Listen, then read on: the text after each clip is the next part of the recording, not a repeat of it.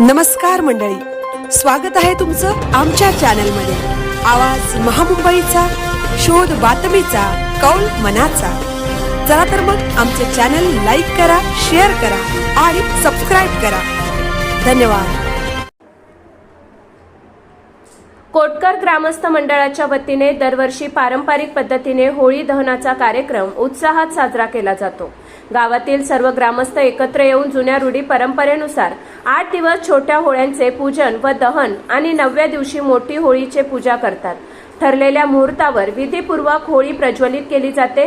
होळी दहनाच्या वेळी नारळ अर्पण करून ग्रामस्थ गावाच्या सुख समृद्धीसाठी प्रार्थना करतात। लहान मुले, तरुण व ज्येष्ठ नागरिक मोठ्या आनंदाने या सोहळ्यात सहभागी होतात। पारंपरिक पद्धतीने त्यामुळे वातावरण भक्तिमय व उत्साहपूर्ण होते। या कार्यक्रमामुळे गावातील एकोप्याची भावना अधिक दृढ होते व आपली संस्कृती जपण्याचा संदेश दिला जातो। कोटकर ग्रामस्थ मंडळाची ही परंपरा अनेक वर्षांपासून अखंडपणे सुरू असून गावाच्या सांस्कृतिक वारशाचे प्रतीक आहे। आवाज महामुंबईचा चॅनलसाठी जगदीश भोईर, कोटगाव, उरण।